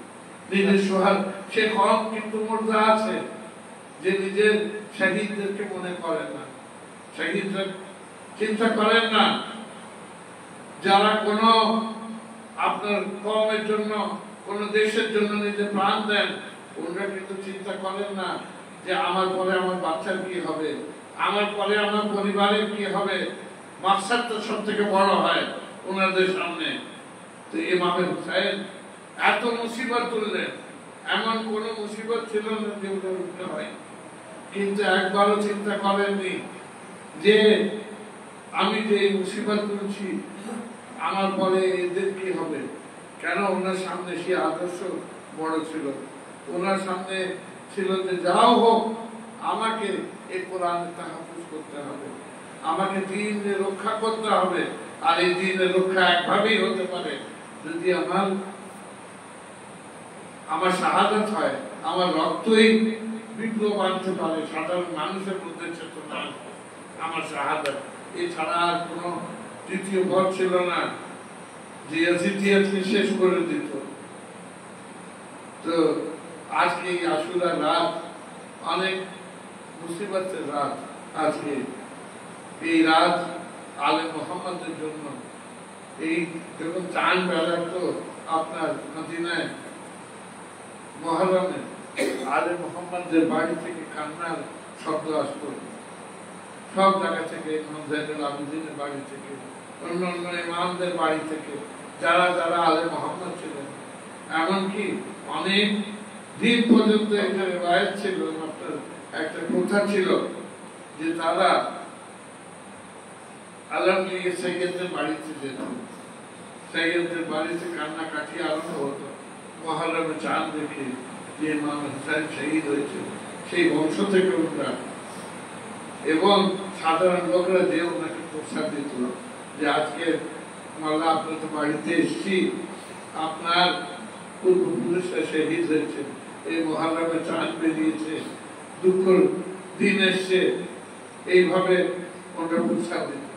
এবং এই আশুরা রাত্রেও কিয়ামতের রাত থাকবে সাজাদের উপরে। তো সেখানে এই যে রাত অনেক মুসিবতের রাত, এই 10 দিন আমরা 10 দিন পালন করি কেন? প্রত্যেক দিন নতুন নতুন মুসিবত এনেছে ইমাম হুসাইনের জন্য। যখনই কেউ এসে বলছে যে একটা রাস্তা চলে এসছে শাম থেকে, তো জিজ্ঞেস করলেন যে কে এসছে, বলে ইয়াজিদের একটা রাস্তা এসছে 12,000 লোকের। আবার কোন সময় সংবাদ আসছে যে একটা রাস্তা এসছে 10,000 লোকের। এইখানে মাত্র 72 জন, ওর মধ্যে ছোট ছোট বাচ্চারা, শিশুরা, এইগুলাকে সকলকে নিয়ে তো 72 জন যারা শহীদ হয়েছিলেন হযরত আলী আসগরকে ধরে আপনার এটা ছিল। অন্যান্য শহীদরাও ছিলেন, হযরত আব্দুল্লাহ ছিলেন, হযরত কাসেমের বয়স তো খুব কম ছিল। সেইভাবে আর একদিকে আপনার এই সৈন্য আসছিল। 8-9 মুহররম এসে বলল যে না, একটা ফয়সালা করতে হবে, আপনাকে ইয়াজিদের হাতে যে বায়াত করতে হবে, কিংবা এই ইবনে জিয়াদের হাতে আপনাকে বায়াত করতে হবে। সংবাদ পাঠালো, না তো আমরা অপেক্ষা করবো না, যুদ্ধ আরম্ভ হয়ে যাবে। ইমাম হুসাইন খবর পাঠালেন যে কোনো সময় আমি জীবিত অবস্থায় ইয়াজিদের হাতে বায়াত করতে পারি না। উনি মদিনাতেও বলেছিলেন যে আমার মতো লোক একজন এই ধরনের ফাসিক ও ফাজিলের হাতে হাত দিয়ে বায়াত করতে পারবে পরিষ্কার। এবং সেই কথাটা উনি বললেন যে কোনো সময় না, তুমি হাজার হাজার সৈন্য এখানে জড়ো করেছো, আমরা মাত্র এখানে কিছু লোক আছি, কিন্তু কোনো সময় আশা করুন না যে হুসাইন ইবনে আলী তোমাদের থেকে আপোষ করবে, মাথা নত করবে তোমাদের সামনে। এবং ইমাম পাক করলেন হযরত আব্বাসকে ওদেরকে যে বলে দাও, ওরা সংবাদ পাঠিয়েছে যে 9 মুহররমে যদি যুদ্ধ করে ওরা কিন্তু ফিনালে জাহান্নাম হতে থাকবে। আমাদের আজকে শাহাদাত মাকসুদ নাই 9 মুহররমে, আমরা কিন্তু আমরা শহীদ হব না আজকে। শাহাদাত যদি হয় তো আশুরার দিন হবে। আর আমরা এক রাতের মহলত চাই, কালকে যুদ্ধ হবে সকালে, আমরা যুদ্ধের জন্য তৈরি আছি যখন তোমরা শুনছো না, কিন্তু এক রাতের মহলত। তো বললো যে কি করবেন আপনি? সৈন্য আনাবেন? আমরা তো চারিপাশে ঘিরে নিয়ে, আপনি কি করবেন? এই এক রাতের যে মহল্লা চাচ্ছেন এর মধ্যে কি আপনি পেয়ে যাবেন? তো ইমাম হুসাইন বললেন যে আমাদের কিছু ইবাদতের জন্য সুযোগ দাও, এক রাতের ইবাদতের জন্য।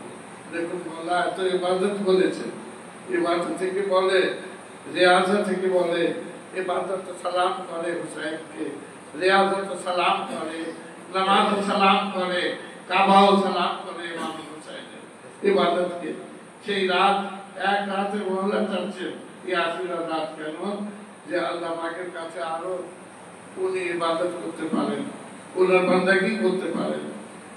এই হামিদ ইবনে মুসলিম নিজের বইয়ে লিখছে, আমি পড়ছিলাম, ও বলছে যে একদিকে 1 লাখের উপরে সৈন্য, কেউ নিজের তলোয়ারকে শান দিচ্ছে, কেউ বল্লম বার করছে, কেউ পুরনো পুরনো অস্ত্রতে ধার দিচ্ছে, সেখানে তৈরি হচ্ছে চারিপাশে যে কিভাবে আক্রমণ করবে, তীরগুলো সব তৈরি করছে, চারিপাশে ঘিরে রেখেছে। এবং যত ওদের সীমাতে এইগুলা হচ্ছে যুদ্ধ তৈরি, ওরা হচ্ছে তলোয়ার গুলাকে সব ইয়ে করছে যে কালকে যুদ্ধ হবে।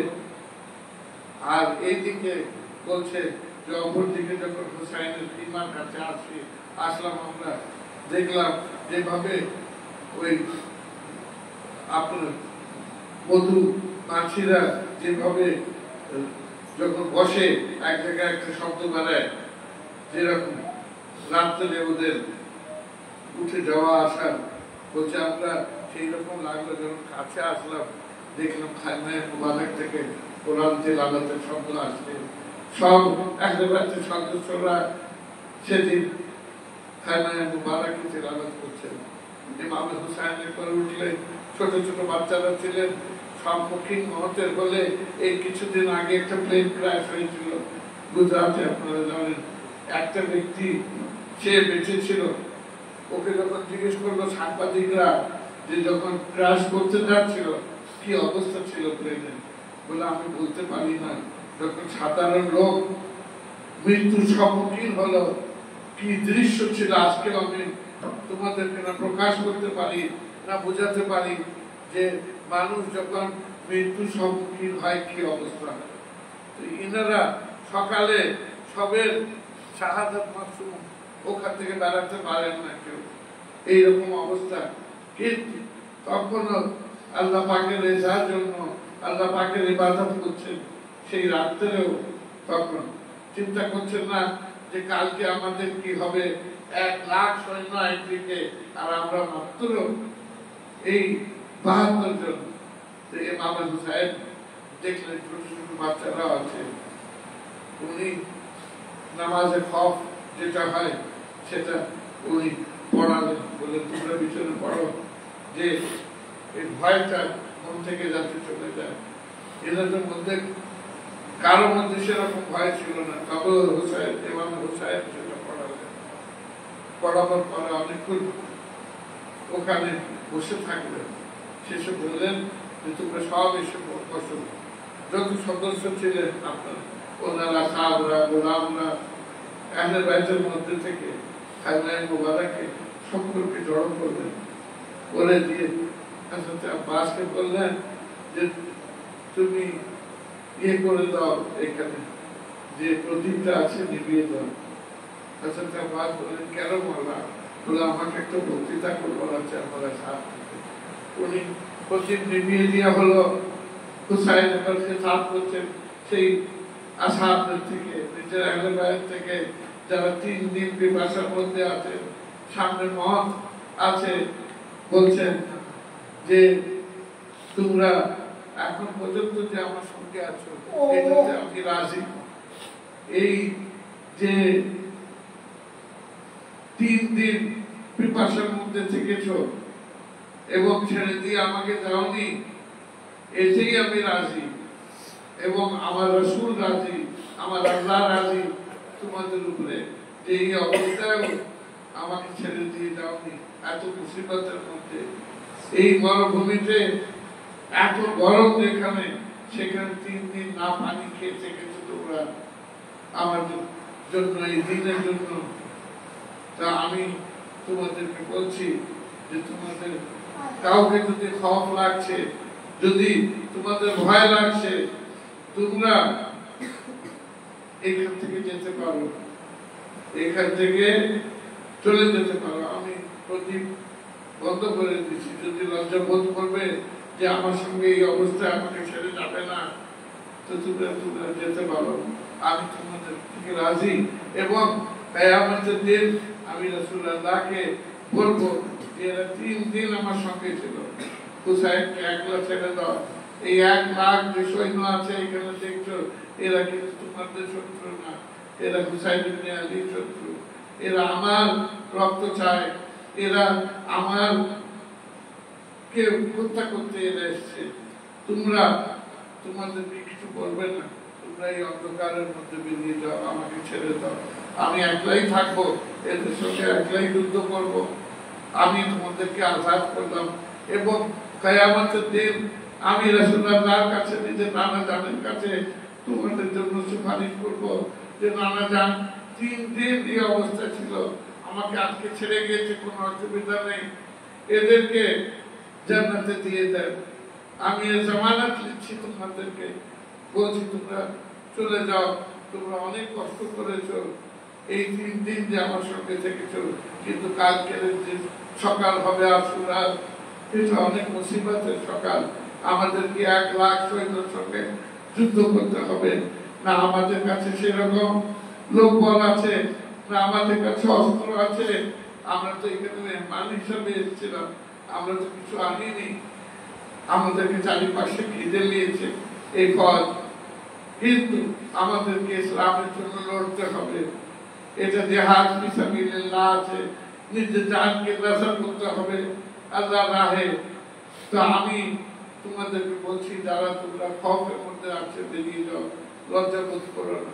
অনেক ইমাম বক্তৃতা করলেন, ইমামের চোখ থেকে আঁসু পড়ছিল, ওর পরে অনেকক্ষণ বসে থাকলেন, একদম অন্ধকার ছিল পুরো সেখানে। খানে মোবারক কিছুক্ষণ পরে বললেন হজরতে ইমামে হুসাইন নিজে আসলেন, এসে জ্বালালেন। যখন প্রদীপকে জ্বালালেন দেখলেন যে সেখানে আসহাবে হুসাইন ছিলেন, সেই জায়গায় বসেছিলেন, মাথা পটিয়ে পটিয়ে কাঁদছিলেন।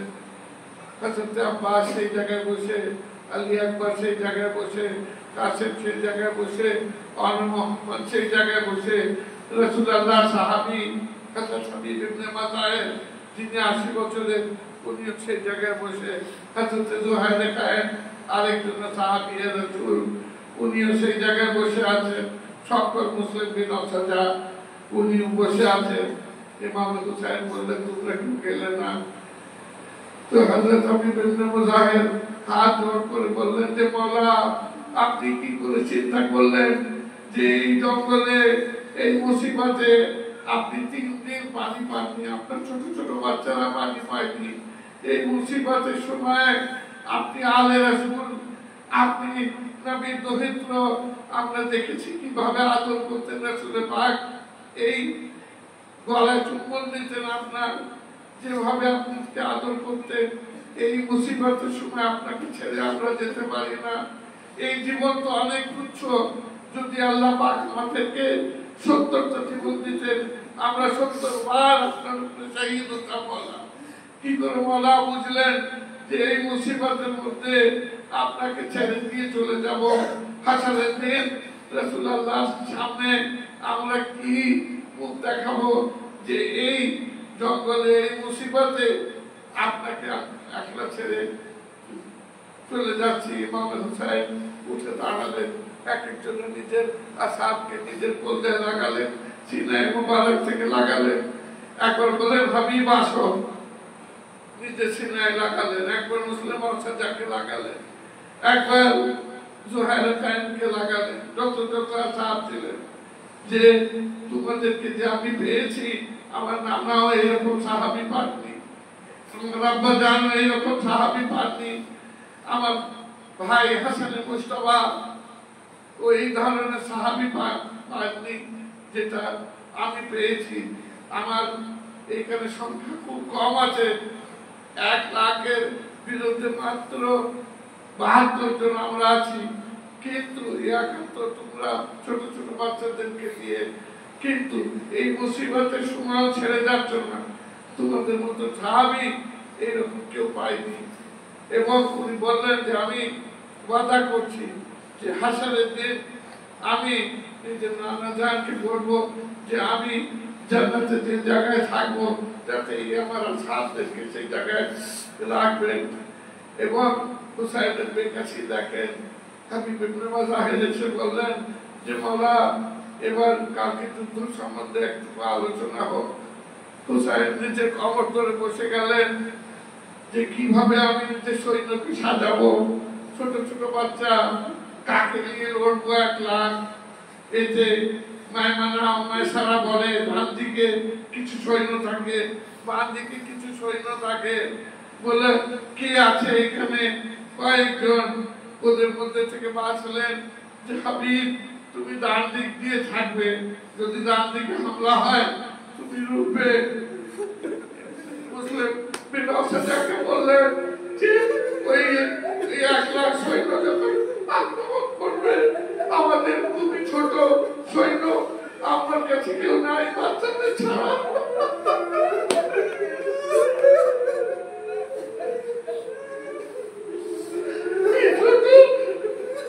তোমরা আটকাবে, দেখবে যে কোন রকম আমরা একেবারে হয়ে যায় না। আমাদের শাহাদাত মাকসুম আছে, কিন্তু কালকে কারবালায় দেখাতে হবে যে ঈমান কাকে বলে। কালকে কারবালায় দেখাতে হবে যে জিহাদ ফি সাবিলিল্লাহ কাকে বলে। হুসাইন এক একজনকে বুকে জড়িয়ে বলছিলেন এবং ওই ছোট সৈন্যকে উনি সাজালেন এইভাবে, কিন্তু সাজাবেন আয় হুসাইন কি করে? যখন আশুরার সকাল হলো, এই ফাজরের আযানের জন্য আলী আকবরকে ডাকলেন। থাকলে পয়গম্বর রাসূলুল্লাহ যিনি তো দেখতেছিলেন, বললেন আলী আকবর তুমি আযান দাও। বললেন যে আমাদেরকে খালি ফজরের নামাজ পড়বো, মহল্লার দাও, আমরা এখানে দাঁড়িয়ে জামাত করে পড়বো। ওরা বললো মহল্লার দিব না। তীর চালাতে লাগলো। দেখুন নামাজ কাকে বলে দেখিয়েছেন আমার হুসাইন। ওই অবস্থায় বললেন তোমরা কিছুজন দাঁড়িয়ে যাও, সেদিকে তীর আটকাও, আমরা নামাজ পড়ছি। ওরপরে আমরা তীর আটকাবো, তোমরা জামাত করে নামাজ পড়বে। সেইভাবে হুসাইন ওর মধ্যেই এত তীর চলতে লাগলো যে হুসাইনের 20 জন সাহাবী সেখানে শহীদ হয়ে গেলেন।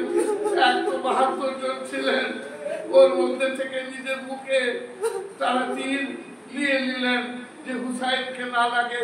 ডান দিক দিয়ে যখন তীর আসছিল, সেই গোলামরা নিজের বুক বাড়িয়ে দিচ্ছিলেন, দেখছিলেন, হাত দিয়ে আটকাবার চেষ্টা করছিলেন, নিজের গায়ে আটকাবার চেষ্টা করছিলেন যে কোনোভাবে আমার মাওলা হুসাইনকে না লাগে।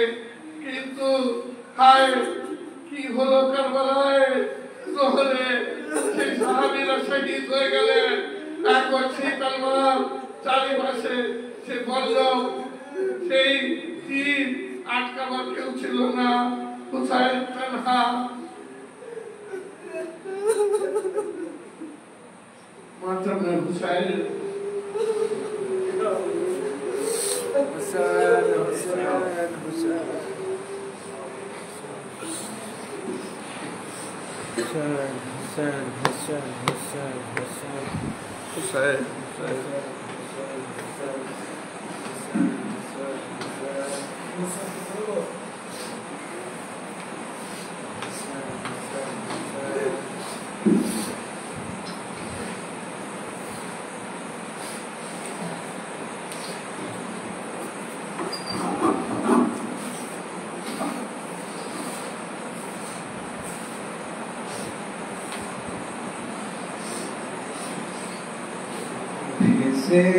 ভেসে আওয়াজ আসে ফাতেমার, মাতম করো আজাদারো দেব আমি দোয়া।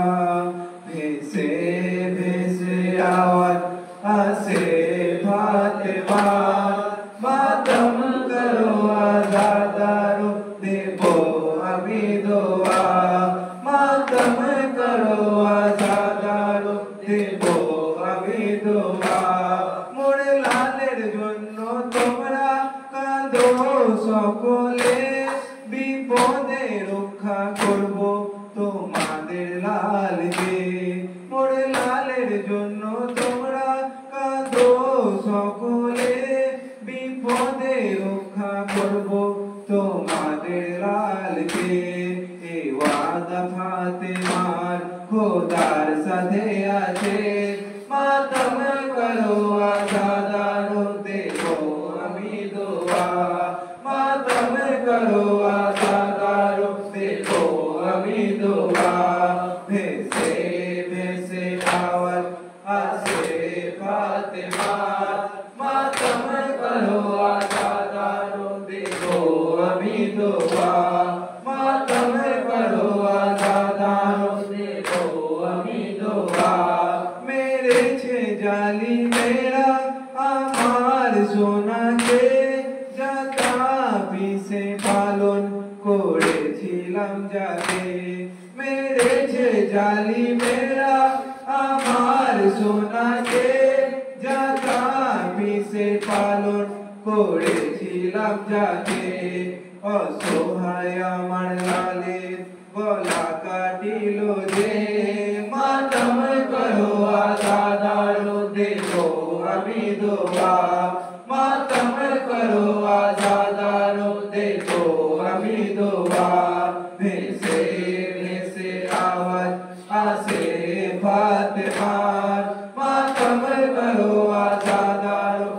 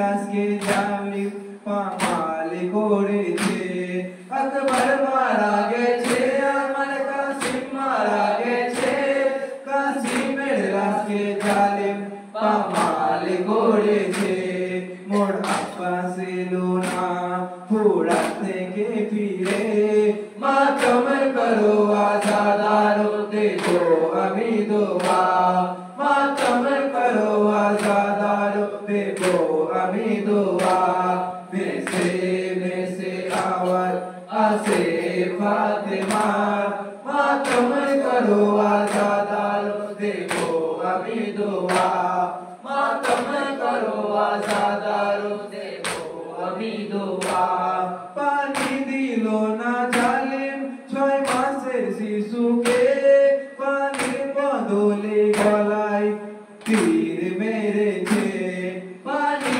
দিল না জালিম 6 মাসের শিশুকে পানির বদলে গলায় তীর মেরেছে মোর হুসাইনের কোলে আসগর মারা গেছে মাতম করো আজাদারো দেখো আমি দোয়া মেসে আওয়াজ আসে ফাতেমা মাতম করো আজাদারো দেখো আমি দোয়া মাতম করো আজাদারো দেখো আমি দোয়া কান থেকে সাকিনার দুল টেনে ছিঁড়েছে মুখে চড়ে গালাল গড়েছে কান থেকে সাকিনার দুল টেনে ছিঁড়েছে মুখে চড়ে মেরে গালাল গড়েছে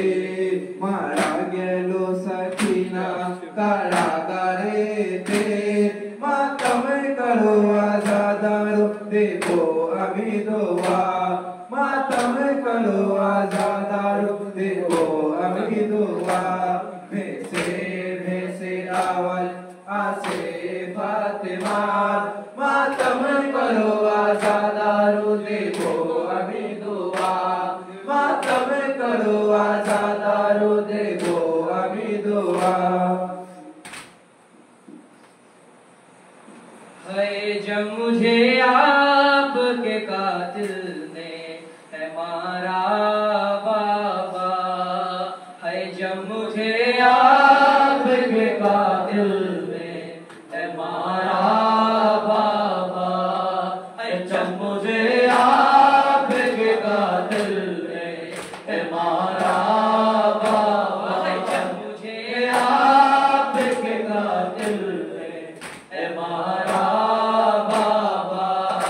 है जब मुझे आपके कातिल ने है मारा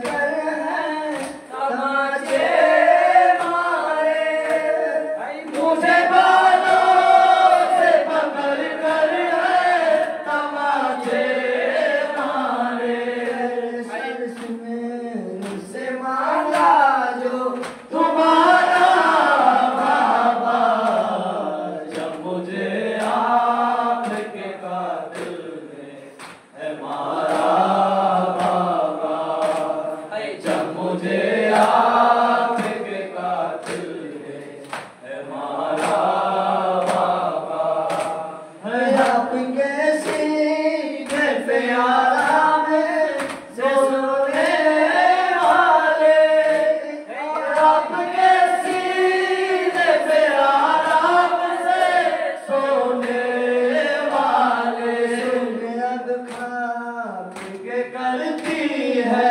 गुजारा बाबा, जब मुझे आपके कातिल ने है मारा बाबा, जब मुझे आपके कातिल ने है मारा बाबा, हर तमाचे बेसकीना ने, हर तमाचे बेसकीना ने पुकारा बाबा, जब मुझे आपके कातिल ने है मारा बाबा, जब मुझे आपके कातिल ने है मारा बाबा, वो जो दुर्यात में तोपे में मुझे भागते थे, वो जो दुर्यात में तोपे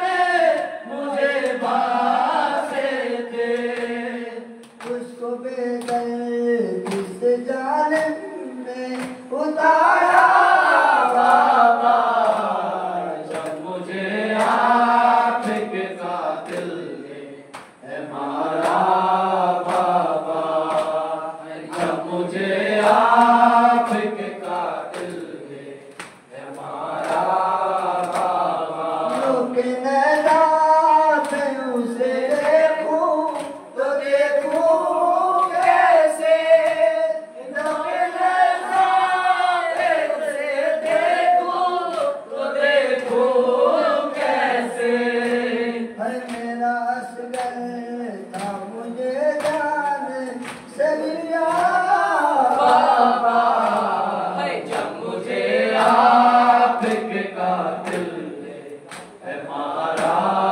बाबा, जब मुझे आपके कातिल ने है मारा बाबा, हर तमाचे बेसकीना ने, हर तमाचे बेसकीना ने पुकारा बाबा, जब मुझे आपके कातिल ने है मारा बाबा, जब मुझे आपके कातिल ने है मारा बाबा, आपके सीने पे आराम से सोने वाले, आपके सीने पे आराम से सोने वाले, सुख अब खातिर करती है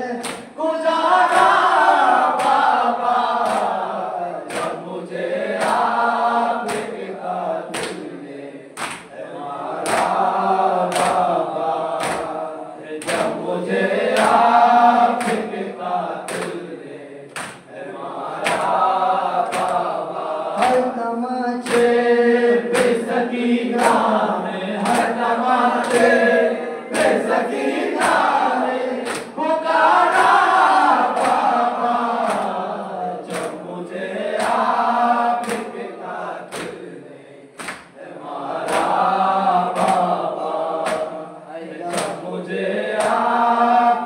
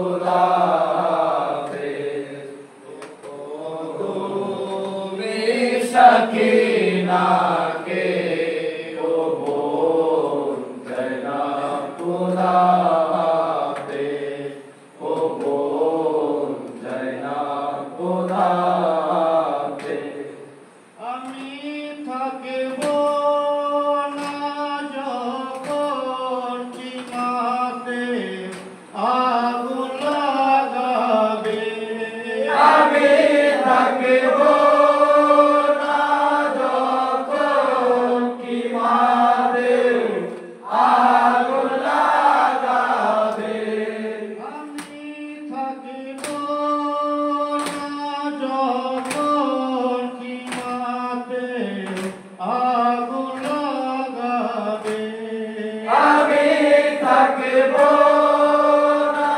যখন চিমাতে আগুন লাগাবে মারি যায় নলকে ও বোন जना खुदा हाफिज ओ बोल जना खुदा हाफिज से बाहरे ओ बोल जना खुदा हाफिज ओ बोल जना खुदा हाफिज যখন বেপরদা করে ঘোরাবে শামে বাজারে যখন বেপরদা করে ঘোরাবে শামে বাজারে যখন বেপরদা করে ঘোরাবে শামের বাজারে যখন বেপরদা করে ঘোরাবে শামের বাজারে বর্ষার উপর থাকিব ও বোন जना खुदा हाफिज ও বোন जना खुदा हाफिज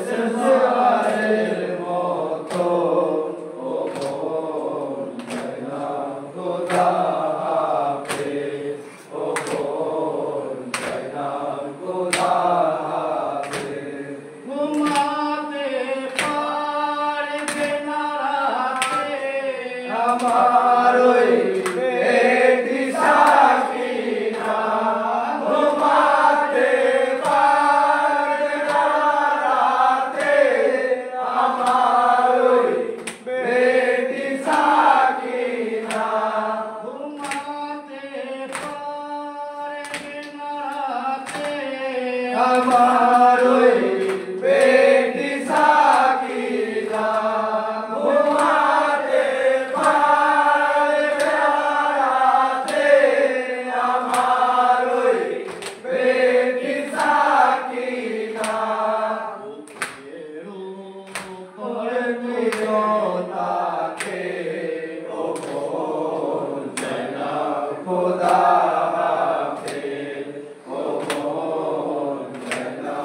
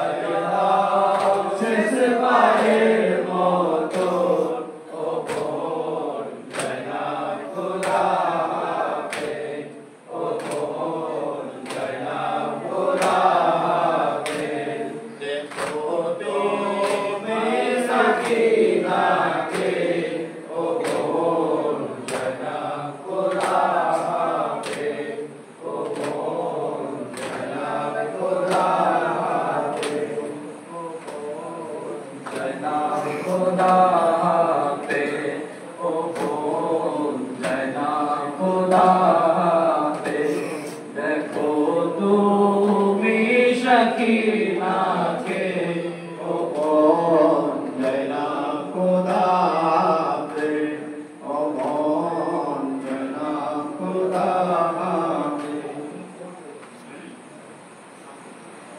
মোহরমের 10 তারিখে ঘটলো আজব ঘটনা কারবালাতে শহীদ হলো ইমাম